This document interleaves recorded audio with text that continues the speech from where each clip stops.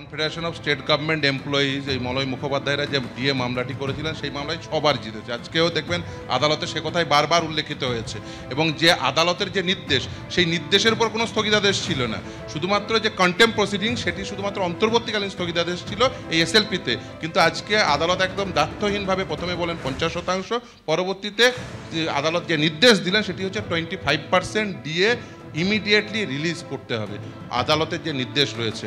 আর প্রথমে মামলা হয়েছিল স্যাটে অর্থাৎ স্টেট অ্যাডমিনিস্ট্রেটিভ ট্রাইব্যুনালে, সেই স্টেট অ্যাডমিনিস্ট্রেটিভ ট্রাইব্যুনাল এবং হাইকোর্ট মিলে আমরা টোটাল 6বার জিতেছি রাজ্য সরকারি কর্মচারীরা। এই কনফেডারেশনের 6বার জেতার মামলা যেখানে কোনো প্রকার স্থগিতাদেশ নেই ও নির্দেশে কোনো প্রকার জাজমেন্টের স্থগিতাদেশ নেই, শুধুমাত্র কন্টেম্প প্রসিডিংসই চলছিল। যেহেতু এসএলপি ফাইল করেছে তাই সেই কন্টেম্প প্রসিডিংসের অন্তর্বর্তীকালীন স্থগিতাদেশ ছিল।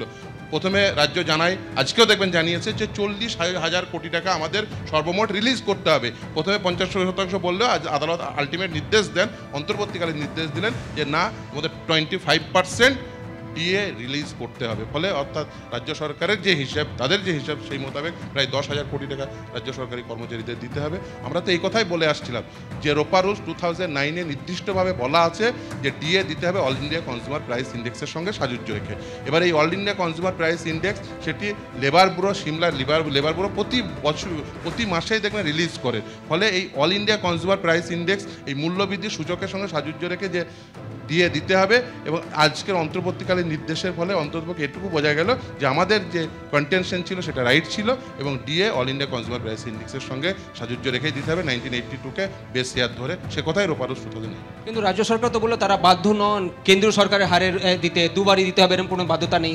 40,000 কর্মচারীকে যদি 50% দিতে হয় তাহলে 20,000 কোটি টাকা খরচ হবে, তাদের তো কোমর ভেঙে যাবে। কিন্তু সুপ্রিম কোর্ট সেটা কেন মানে?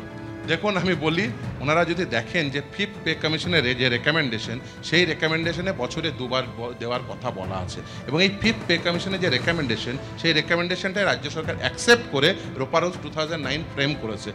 ওনারা শুধুমাত্র রোপা রুলস 2009 দেখছেন কিন্তু তার ব্যাকগ্রাউন্ডটা দেখছেন না। তার ব্যাকগ্রাউন্ড হচ্ছে 5th পে কমিশন। সেই 5th পে কমিশনের রেকমেন্ডেশনে দ্ব্যর্থহীনভাবে ভাষায় লেখা আছে যে 2বার দিতে হবে। 2বার যদি না দিতে চান রাজ্য সরকার আরও বিড়ম্বনায় করবে। কেন এ কথা বলছি? তার কারণ all India consumer price index প্রতি মাসে তার সূচক বের হয়, তাহলে প্রতি মাসে ডিএ বাড়াতে হবে। তার কারণ মূল্যবৃদ্ধি প্রতি মাসেই বাড়ছে। দেখবেন আপনি যদি সিমলার এই লেবার ব্যুরোর যে হিসেব সেটা প্রতি মাসেই কিন্তু বের হয়। ফলে তারা যদি বলেন যে না আমরা কেন্দ্রীয় হারে দেবো না, তাহলে প্রতি মাসে ডিএ দিতে হবে। ফলে তারা আরও বেশি বিড়ম্বনায় পড়বেন। বছরে 2বার দিতে হলে ওই গড় করে দিয়ে দেবেন। কিন্তু যদি আপনি বলেন যে না আমি শুধুমাত্র রোপা রুলস 2009 মোতাবেকই দেবো, সেটার ম্যাথামেটিক্যাল রিপ্রেজেন্টেশন যদি আপনি হিসাবে যদি দেন তাহলে প্রতি মাসে ডিএ বাড়াতে হবে। ওনারা পুরো ডকুমেন্ট হয়তো বা পড়েছেন বা না হয় পড়ে মিথ্যা কথা বলছেন অথবা না পড়ে বলছেন। 5th পে কমিশনের রেকমেন্ডেশনে একেবারেই বলা আছে বছরে 2বার দেওয়ার কথা। কেন্দ্রীয় সরকারের কর্মচারীদের যেভাবে দেয় সেভাবে দেওয়ার কথা। শুধু তাই না, দেখবেন আজকে আদালত বলেছে যে রাজ্যের বাইরে যেমন নিউ দিল্লির বঙ্গভবনে যারা কাজ করেন বা ইউথ হোস্টেল চেন্নাইয়ে যারা কাজ করেন তারা কিন্তু কেন্দ্রীয় সরকারের হারেই, কেন্দ্রীয় সরকারি কর্মচারীদের হারেই দিয়ে পেতেন এবং তাদেরও কিন্তু এই বছরে 2বার করে বাড়ানো হতো। ফলে এবং সেটাও কিন্তু মামলার পয়েন্ট ছিল। আজকে ডিএ যে অল ইন্ডিয়া কনজিউমার প্রাইস ইন্ডেক্সের সঙ্গে সাযুজ্য রেখে দিতে হবে, তার অন্তর্বর্তীকালীন নির্দেশ হিসেবে 25% রিলিজ করতে বলেন। কর্মচারীরা অত্যন্ত খুশি যে অন্ততপক্ষে যাই হোক এতদিন পরে হলো 25% পাবেন, কিন্তু তারা পুরো বিষয়টি, পুরো যত টাকা তাদের এরিয়ার হবে পুরো এরিয়ার পাওয়ার তারা হকদার। কিন্তু তার একটা আরও কথা দেখলাম দাদা, সুপ্রিম কোর্টে যখন হিয়ারিং চলছিল একবার দেখলাম সুপ্রিম কোর্ট অবজার্ভ করলেন কি এটা তো পিটিশনটাই তারা ডিসমিস করে দিতেন, যেহেতু বিভিন্ন ফ্রন্টে কর্মচারীরা জয়ী হয়ে এসছেন, যেহেতু রাজ্য সরকার ছিল তাই তারা শুনছেন। তবে রাজ্যের তরফ থেকে বলা হয় এটা ফান্ডামেন্টাল রাইট নয়। এই পয়েন্টগুলো হ্যাঁ দেখুন, রোপা রুলস 2009 এটা ফ্রেম করা হয়েছে একটি কনস্টিটিউশনাল প্রভিশনকে ইনভোক করে।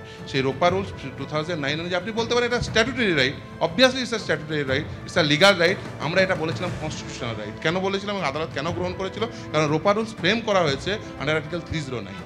ফলে আন্ডার আর্টিকেল 309 যে রুল ফ্রেম হয়েছে তার কনস্টিটিউশনাল ব্যাকআপ রয়েছে, তাই এটা একটা statutory right, it's a legal right. সেটা লিগালি এনফোর্সেবল রাইট বলে সেটা কিন্তু আদালত যখন এই নির্দেশ দেন সেই নির্দেশকে চ্যালেঞ্জ করে কিন্তু সুপ্রিম কোর্টে রাজ্য সরকার আসেনি। আজকে এই কথা বলে কোনো লাভ নেই, কারণ প্রথম যে নির্দেশ দিয়েছিল মহামান্য বিচারপতি দেবাশিস করগুপ্ত এবং শেখর বেবি সরাফের বেঞ্চ, সেই নির্দেশকে চ্যালেঞ্জ করে কিন্তু রাজ্য সরকার আসেনি। ফলে সেখানেই কিন্তু বলে দিয়েছিল ডিএ হচ্ছে এনফোর্সেবল লিগাল রাইট।